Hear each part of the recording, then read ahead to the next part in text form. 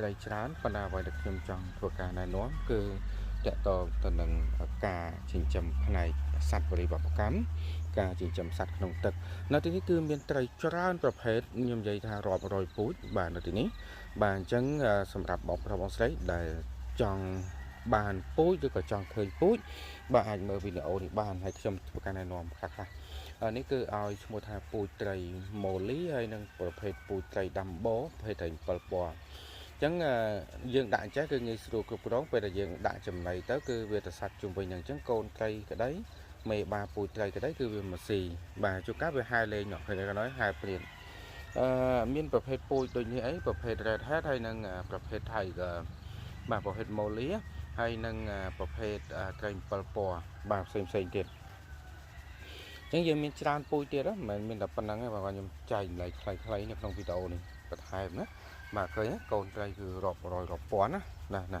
នៅក្រៅសុំហ្នឹងក៏មានដែរនេះមកមានឡើងប៉ុណ្ណាណៃថាប់មេបាវាហ្នឹងពេញហ្នឹងហ៎ដូចនេះអីណា Snow White បាទ Snow White ហើយជាមួយនឹង Dumbo Koi បាទនោះប្រភេទក្បាលវាពណ៌រាងក្រហមរាងឈូកហ្នឹងគឺប្រភេទ Dumbo Koi ហើយនឹងប្រភេទ Molly Snow White បាទហើយនៅក្នុងផ្នែកនេះគឺវាច្រើនហើយក៏មានផ្នែកខាងក្រៅនេះក៏ច្រើនទៀតដែរណាឃើញសកូនវារាប់រយរាប់ពាន់ណាប៉ុន្តែប្រភេទ Dumbo ប្រភេទ Molly បាទប្រភេទ Molly សនេះក៏យើងឃើញថាមានកូនកាត់ចេញមកប្រភេទពូជផ្សេងច្រើនទៀតដែរបាទហើយមួយយ៉ាងនេះអី Molly Zebra បាទ Molly Zebra បាទហើយមើលនេះកូនវាធំច្រើនហើយបាទហើយមេបាវាស៊ីនៅផ្នែកខាងក្រោមបាទដោយសារត្រីនេះវាស៊ីទាំងផ្នែកខាងក្រោមស៊ីទាំងផ្នែកខាងលើ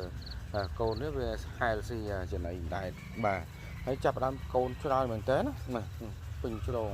ហើយស៊ីបារានេះរៀងវាមើលទៅរៀងកម្ៅ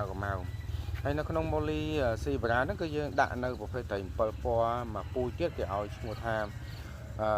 ពូជAmino Blue Topaz នោះប្រភេទកតុយខៀវបាទ Amino Blue Topaz បាទហើយនេះគឺយើងមកពូជទៀតគឺឲ្យឈ្មោះថាប្រភេទ Molly ខ្មៅ Black បាទ Molly Black ហើយនៅក្នុងហ្នឹងក៏យើងដាក់ប្រភេទ Ivory Blue បាទនេះប្រភេទត្រី7ពណ៌ Ivory Blue បាទអញ្ចឹងយើងបង្កាត់មួយអាងហ្នឹងមានប្រភេទMolly យើងដាក់ផងហើយយើងដាក់ប្រភេទ7ពណ៌ផងហើយនៅក្នុង7ពណ៌ហ្នឹងនៅក្នុងអាងណាជាពិសេសទៀតគឺខ្យងបឺរាប់ម៉ឺនកូនទៀតណាខ្យងបឺរាប់ម៉ឺនកូនទៀតច្រើនណាខ្ញុំនិយាយថានៅគៀកយ៉ាងណារាប់ម៉ឺនកូនទៀតណាច្រើនមែនតើណានៅក្នុងហ្នឹងយើងអាចចាំបាន3 4ប្រភេទសត្វនៅក្នុងអាងតែមួយណានេះឃើញឡើងខ្មៅទឹកក្រលតែម្ដងណាកូនរាប់ពាន់រាប់ម៉ឺនបាទហើយមិនមែនមានតែមួយអាងទេបាទយើងប្រកាសច្រើនអាងបាទដូចខ្ញុំណែនាំជូនបន្ថែមទេនេះប្រភេទពូជ Dumbo ណា Dumbo ណាមើលមកឃើញច្រើនណាច្រើនមែនទែនរាប់រយអាងរាប់រយត្រីបាទរាប់ចូលរាប់ពាន់ណាគេបាទនេះណាឃើញនេះឃើញកូនវានេះរាប់រយរាប់ពាន់បាទនេះប្រភេទ 24K បាទពណ៌មាសពូលគោលបាទហើយនេះមើលអត់សូវឃើញនៅស៊ីបាតក្រោមអូខេបាទនេះប្រភេទDumbo Koi ដែរប៉ុន្តែប្រភេទខ្លួនខ្លីនេះឃើញនៅបាតក្រោមនេះបាទនេះប្រភេទនេះប្រភេទបាទពពុះ Orenda បាទប្រភេទ Ranchu បាទនៅក្នុងហ្នឹងបាទយើងចាប់ផ្ដើមចំប្រភេទហ្នឹងក៏ច្រើនដែរឥឡូវបាទហើយ Panda Orange